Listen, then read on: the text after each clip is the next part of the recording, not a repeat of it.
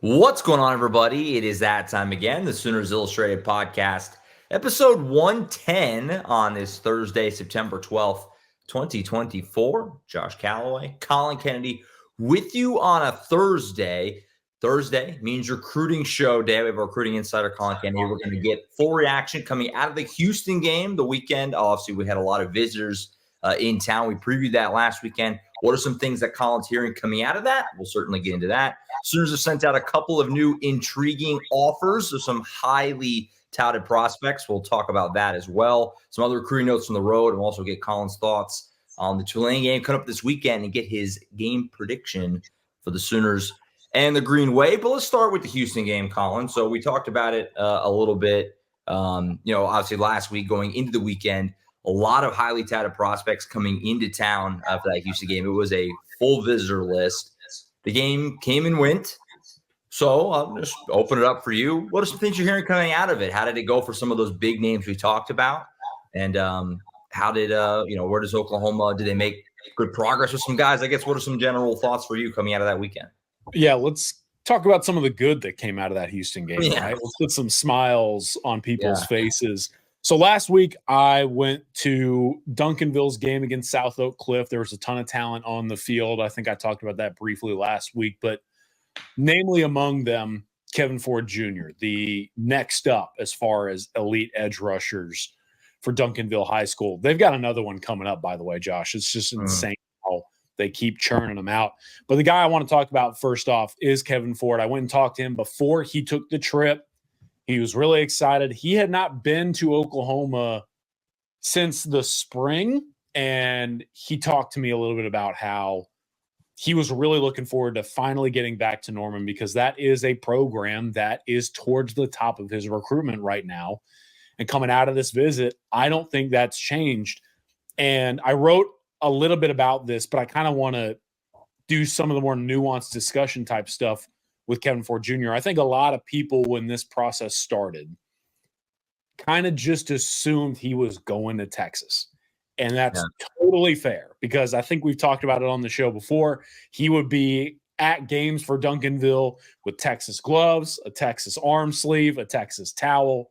It was all Longhorns right out of the gate.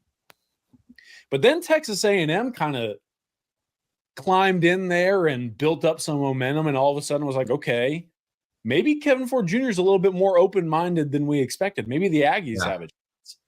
And then you fast forward to what basically started a few months ago, and Oklahoma is overtaking the momentum with Kevin Ford Jr.'s process. Now, there's a couple layers to this. Number one, I personally believe, especially coming out of that trip, the job that both Miguel Chavis and Emmett Jones have done. It was funny. I asked Kevin Ford Jr. about Emmett Jones specifically, and after talking about Miguel Chavis being like, he's the type of coach you want to play for. He keeps it honest and real and open, and he's very smart, detailed. I asked Kevin Ford Jr., okay, well, what do you think about Emmett Jones? Because he coached down this way. And Kevin couldn't answer the question without laughing. Like, it was, you could tell that those two have a really strong connection. Right. Out of this visit, I think Oklahoma arguably towards the top, if not the top contender as things stand today for Kevin Ford Jr. Now, the other part of this is, as we have now seen, this is going to be a recruitment that has its ebbs and flows. Texas got out of the gate early. A&M surged according to some. Now I think Oklahoma's kind of got the wind behind it. I'm coming out of this trip, not only keeping an eye on Oklahoma standing, I could kind of read the room a little bit, and I feel like another program that's in the mix, a school to watch for here, is LSU. I think the Tigers could be the next one to potentially get in the mix and climb their way towards the top. I also know that Florida has been kind of hovering here, interestingly enough. I know the Gators are trying to get him on campus very soon for a game day visit. I believe it's Joe Hamilton, who is actually from the state of Texas, that's kind of doing a lot of the grunt work there with Kevin Ford Jr. But number one, I think Oklahoma's in a really good place with Kevin Ford Jr. And then I think LSU, while Texas and A&M and Oklahoma are all kind of towards the top, the regional three, as I call them, LSU sometimes is that fourth, and it feels like they're very much in the mix. That was a fun game to go to. I got to see South Oak Cliff. They have so much talent. Brian Swanson, Cortavius Tisby on the offensive line both have Oklahoma offers. Marcel Gibson, the cornerback, camped with Oklahoma. He played really well against one of the top, if not the top wide receiver in the country, in DeCorian Moore. Really fun game, but had a good time talking to Kev. The other thing I want to briefly mention that's specifically Oklahoma related, Zachary Turner, the Duncanville tight end. I believe you'll remember him. Yeah. Camp. Really talented player. Still remember first meeting him at a random camp in Fort Worth. I asked him after the game a little bit if he had any plans on the horizon. He said he's still kind of ironing things out. And while I do think Oklahoma will inevitably get him back on campus for a visit, he doesn't necessarily have a ton on the horizon. As far as other stuff coming out of that Houston visit weekend, the interior offensive line stuff kind of came into the picture. You know, we've talked about Toa Katoa. We've talked about some other guys. But Noah Best, who I'll talk more about here in a second, because believe it or not, I'm getting out to see him tonight. Noah Best is on campus. Grant Wise, though, 2026 offensive lineman from out on the East Coast. He was in town, and by many accounts, this is someone Oklahoma's very high on. They really like Grant Wise, and you always have that kind of token East Coast kid these days that Oklahoma randomly gets involved with and presses for, and no one really kind of sees it coming. This feels like a player that OU plans to pursue pretty heavily, even though it's not in a typical recruiting region. I know that under the Lincoln Riley regime, especially with Shane Beamer, the work that they did kind of out in the DMV and on the East Coast, it was very relevant. But obviously with Brent Venables now in town, you've kind of seen an emphasis on the South Central into the Southeast and then the Midwest. We'll see if the East Coast comes into picture with Grant Wise, an offensive lineman who, again, it sounds like that visit went really well. I talked about Keenan Harris a little bit last week on the show. Linebacker, safety, hybrid type. I think things are going well there. 2027s were in town. Zane Rowe was on campus. We got to hang around Kevin Ford.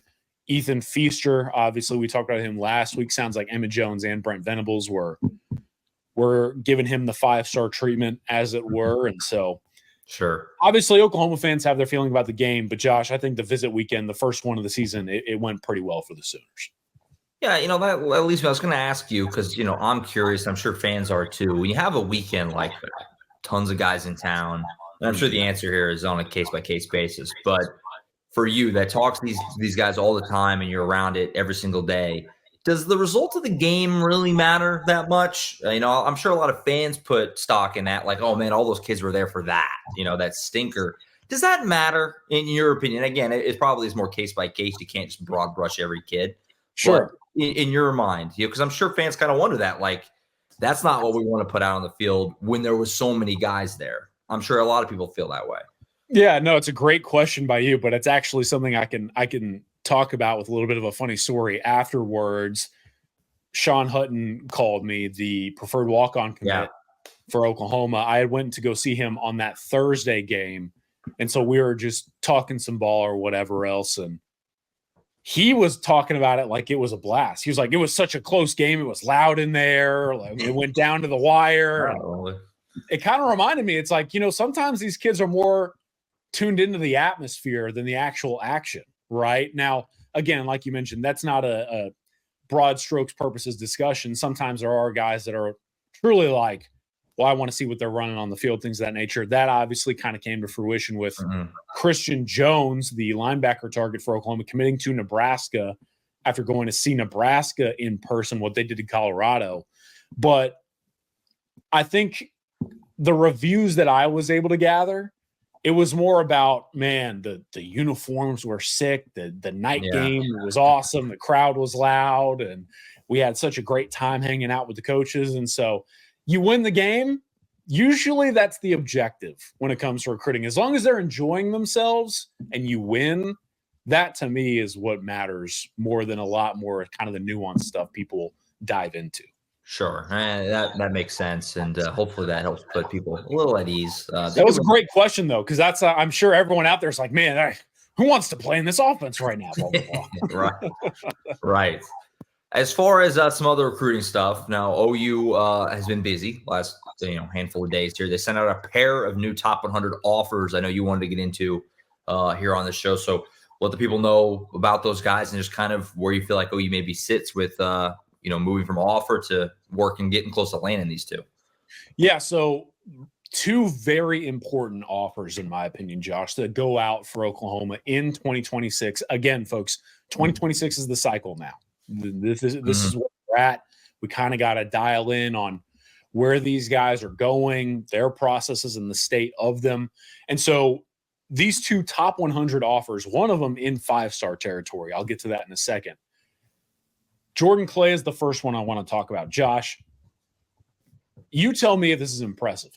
6'4", 196-pound wide receiver who runs the hurdles on the track and field course, standout times, and has produced at the varsity level as a sophomore, was the Texas District 28-6A Offensive Newcomer of the Year as a freshman.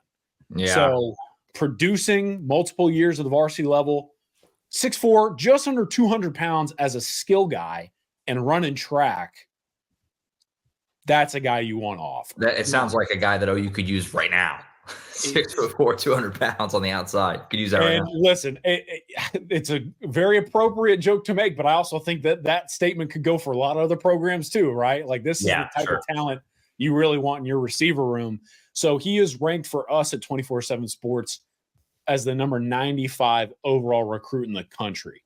Right there, tucked into the top 100. In the composite, he's top 150, 149, but our guys at 24/7 Sports, we really like this dude. He checks a lot of our boxes and top 12 player in the state of Texas. But number one, from San Antonio. And San Antonio's kind of a unique territory in that there's not often a ton of recruiting talent, but when there is recruiting talent in San Antonio, sometimes those recruitments, Josh, are about as heated as it gets because A&M, Texas, Oklahoma, all these other schools, they have to go, oh, crap, there's a San Antonio talent. We better get out there and really make sure we get this kid. So there's a couple crystal balls in for Texas, but those crystal balls were entered a long time ago, obviously well before Oklahoma offered. The read that I get here is that Oklahoma has a chance to get pretty heavily involved. I believe he got his offer on game day of the Houston game, so kind of a cool moment there, and just sounds like his family, Jordan Clay himself, they had a really great time. So that's one to name, one to monitor, folks. He is obviously the skill set and everything is ridiculous, but on top of that, it sounds like he is interested in Oklahoma. The next guy I want to talk about, more familiar territory, very familiar territory. Frisco Lone Star. Oklahoma goes and gets Marvin Mims. They've got Ryder Mix. They're top two and maybe not two with Jordan Deck, the safety for Frisco Lone Star. They had a guy from Lone Star visit campus, I want to say over the spring. And he's one of the best in the country. And he just got his offer from Oklahoma last night and actually ended up labeling it one of his dream offers. So I felt it was very important to talk about on the show, especially when I lay out how we view him. In the composite, the industry generated, he's number 30 in the country.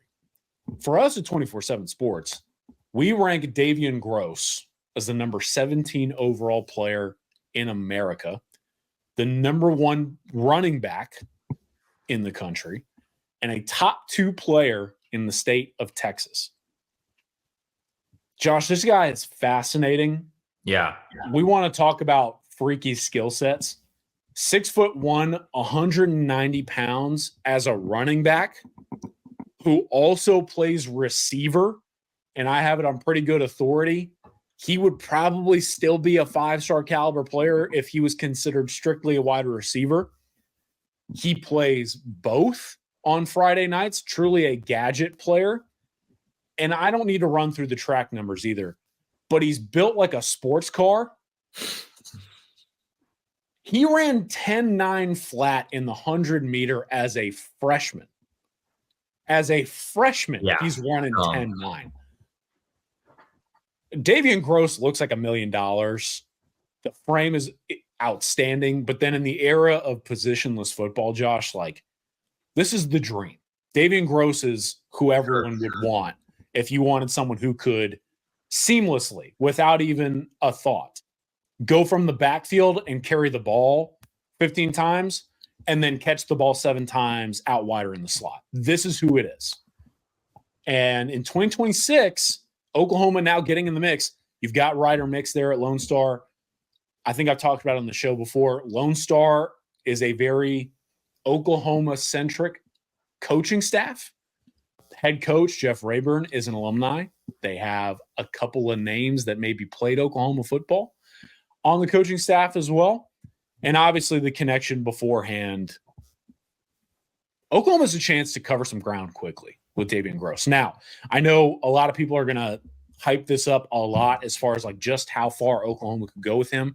I do want to temper expectations to a degree in that I've heard Texas A&M is very, very, very real as far as a threat for Davian Gross. And so if Oklahoma is going to go all in, do the Sooners have some advantages built in? Yes. Is it going to be really hard to challenge the Aggies? From what I've been able to gather down here, I think so. So very interested to see just how far Oklahoma can go with our number 1 ranked running back in the country, 24/7 Sports. And Josh, they got one a cycle ago. They got the top guy. True. And now you've got another one on the board, and he is in a territory kind of similar to Taylor Tatum and Longview. Longview has treated Oklahoma well. Frisco Lone Star treats you well too if you're OU. So what can they do here? I'm excited to find out. Yeah, I mean, can I interest you in like you said, number 1 running back in the class, number 17 overall player, number 2 player in the state of Texas, and a guy from a program that's been good to OU. I think a lot to excite OU fans there. And then you theoretically, could pair him with Jonathan Hatton, who you've talked about, a bunch of times. He's been committed for, quite a while now. Quite a duo. And to go with, some of these young guys, coming in. So, yeah, certainly a notable name to keep in mind there. And again, folks, and I want to mention this, he tagged Emmett Jones in his offer. And part of that, of course, is Emmett Jones, the influence he has in Dallas-Fort Worth is huge. But I genuinely believe that Oklahoma is going to recruit him as a receiver as well. Like they're going to go into this thinking, Jonathan Hatton is our bell cow running back. You want to play receiver here? We'll let you play some receiver, man. And like, I want to talk to Davian about that. I think that's kind of the approach by several programs. But folks, I'm telling you, like, again, top 20 player, number 1 running back. He would probably be somewhere in the top 5 receivers in the country as well. Like, I think he's that good. And just the unique skill set here that's on the table, like I'm very fired up that we're going to get to talk about this guy a little bit more. A freak, basically. Yeah. It sounds like. 10.9 is a freshman, Josh. You ran 10.9. There are seniors not running 10.9. Right. Not normal. They build them different down there, it would seem. As far as some other stuff. So obviously you're going out to games all the time. You got some more games on the docket, like you said, starting even tonight. Some other things you're looking forward to this week, some other kind of news and notes for you from the road as you continue to bounce around your travels during the season. You're a busy guy. So what are some other things you got coming up and other little news and notes?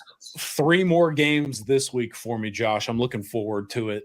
And we got some kind of interesting ones. So I mentioned in the Houston visitor stuff, Noah Best. He is the interior offensive lineman in 2026 that Oklahoma is targeting pretty heavily. So he's at Midlothian, and Midlothian, I'm not even going to go too far into it, folks. Just go pull up some film or tape of Midlothian's offense, and you're going to be like, this is awesome. Like, it's old school ball.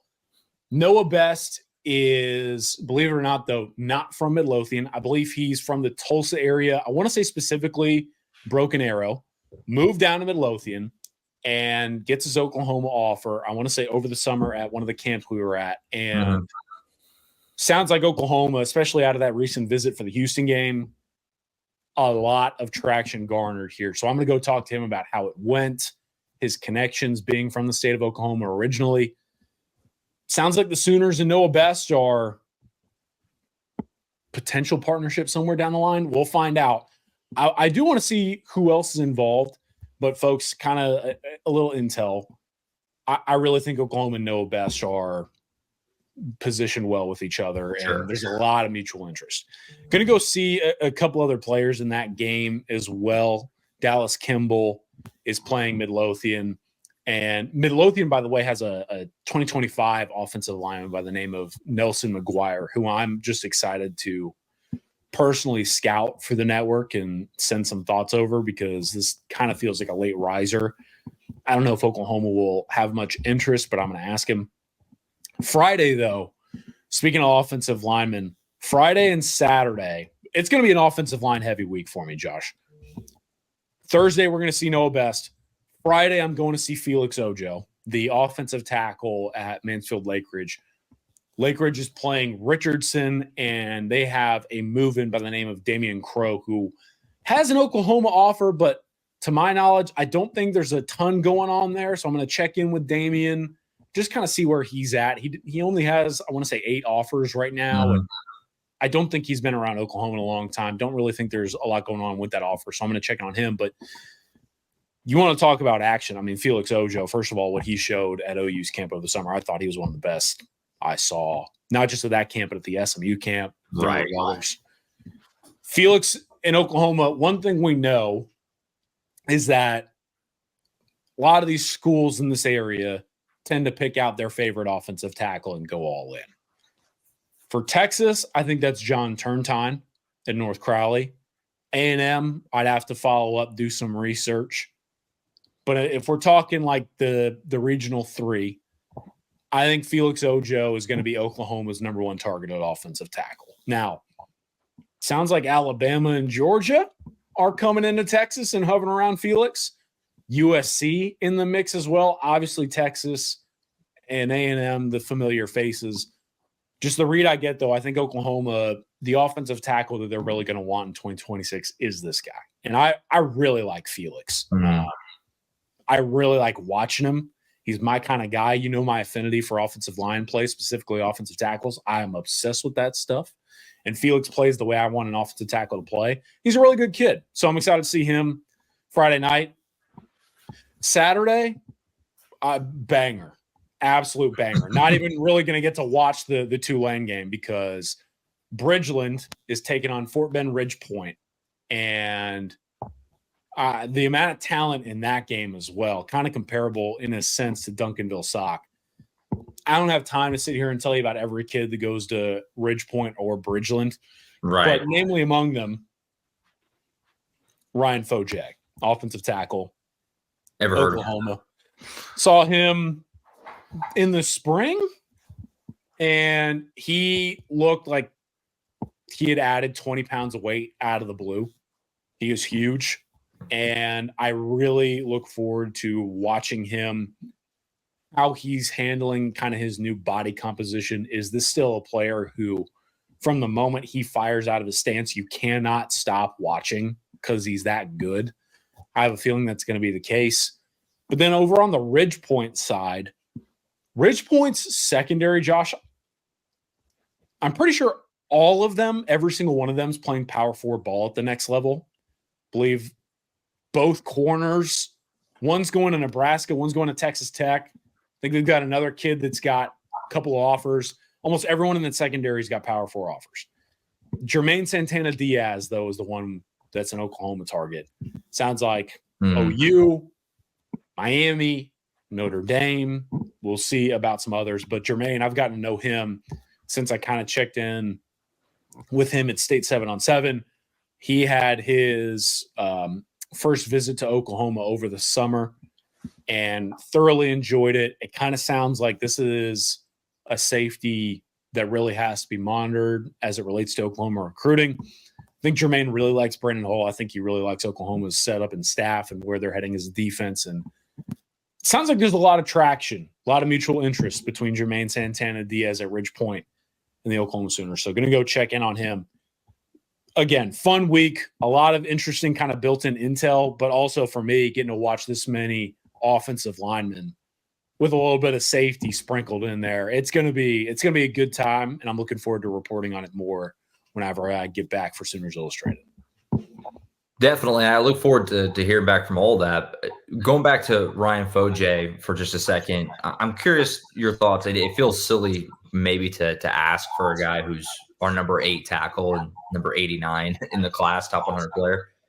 Is he a little underrated? Because it feels like everything I hear is that the guy is just insane. And I look forward to you getting the chance to see him play again on Saturday. But, it feels like almost like with Michael Fasusi and, the kind of, that he kind of has a lot of the attention, and rightfully so. But, like, this dude is next level as well. I'm kind of curious your thoughts on that, because it's just, again, like everything I hear is like this guy is legit. Like, don't overlook the name that this guy's got NFL future written all over him. I know a number of our guys in the scouting department are in love with Ryan Foje. Like they're fascinated by his skill set, his build, his ability, what he puts on tape. And I think it's very telling. I saw Ryan very early on last season when he was not necessarily all that filled out, and he was so good then with, I think he had 4 offers, that I was like, how in the world is this kid not like atop the sport in the recruiting world? It blew me away. From an underrated perspective, is it hard to answer the question firmly? Yes. Here's what I'll say. Why I'm very excited to go see him.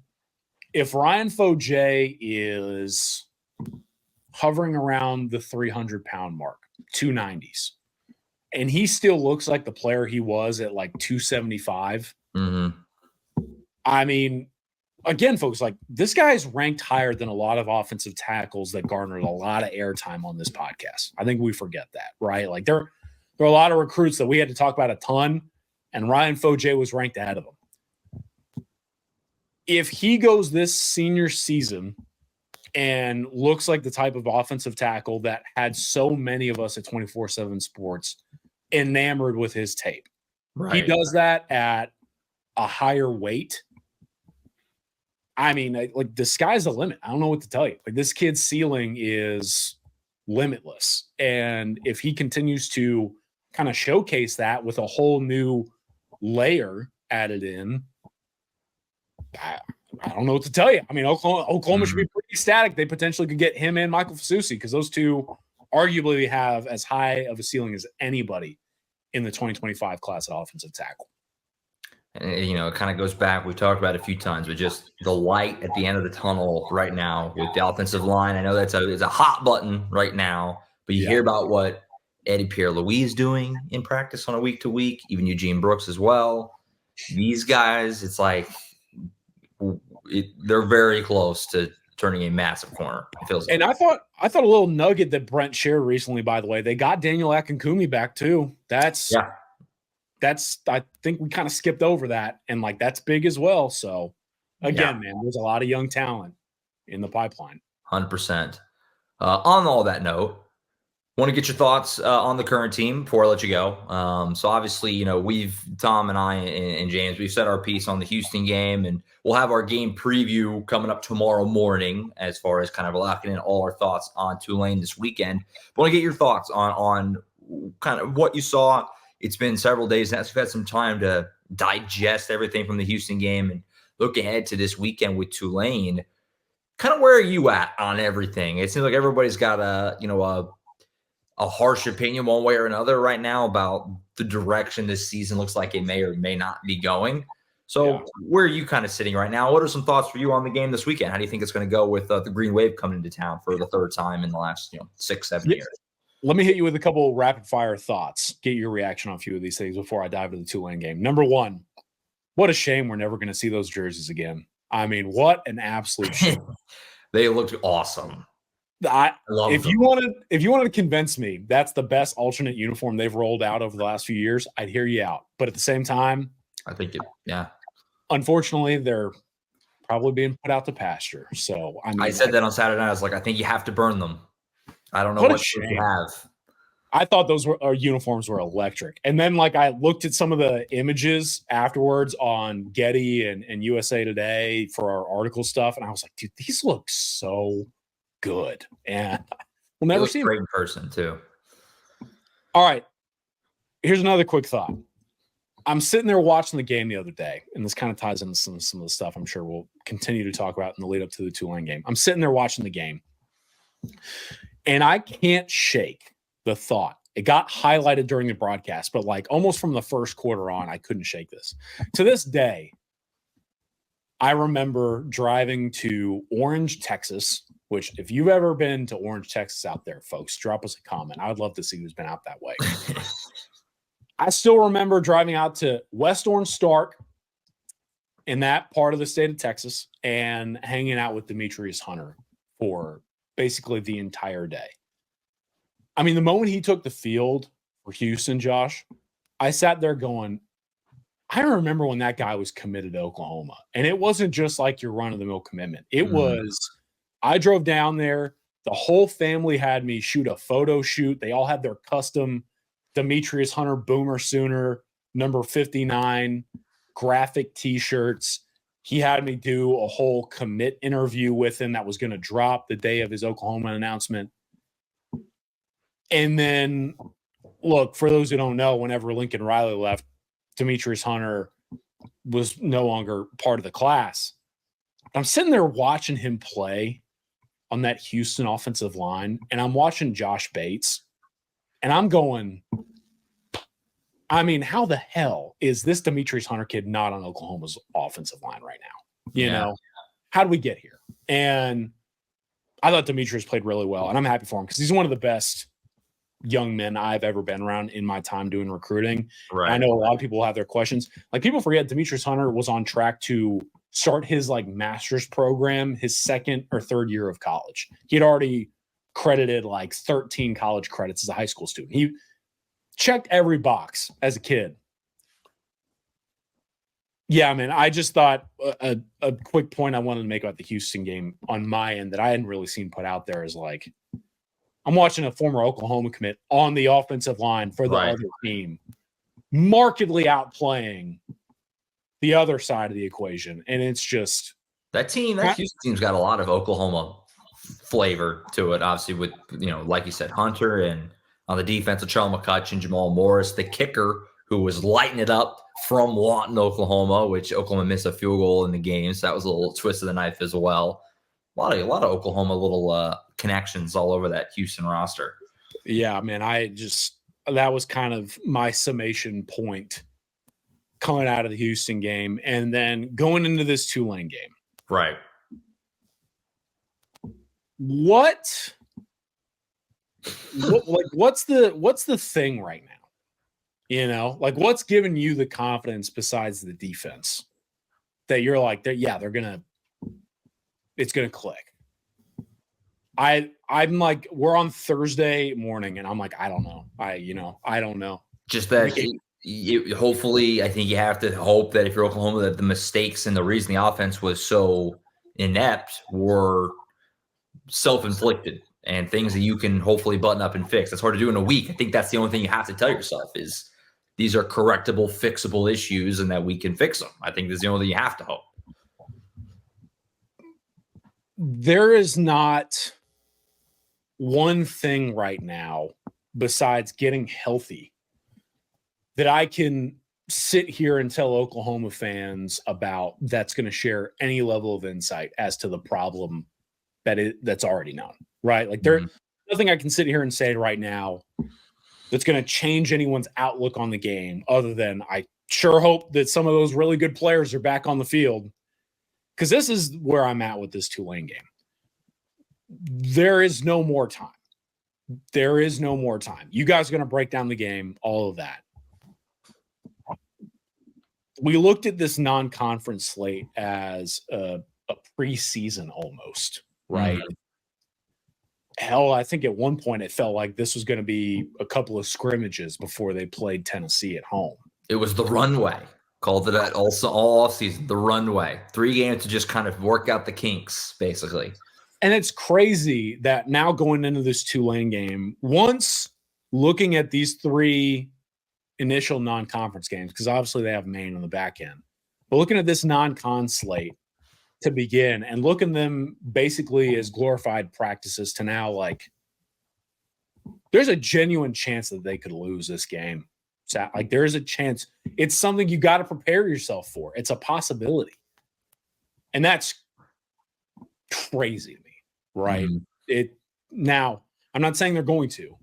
I just feel like that's where I'm at going to this one is it's pretty shocking that I at least have to tell people out there, hey man, like prepare yourself for the worst outcome because it's possible. They're only about a 2-touchdown favorite, depending on where you look. I mean, Oklahoma's been a much bigger favorite than that in plenty of Big 12 games over the last several years. So, it's going to. And I mean, this Tulane program has a history of playing people tough. And I know that they underwent a coaching change, but a lot of the foundation that was laid by the head coach that just came to town and gave you a whole bunch of grief.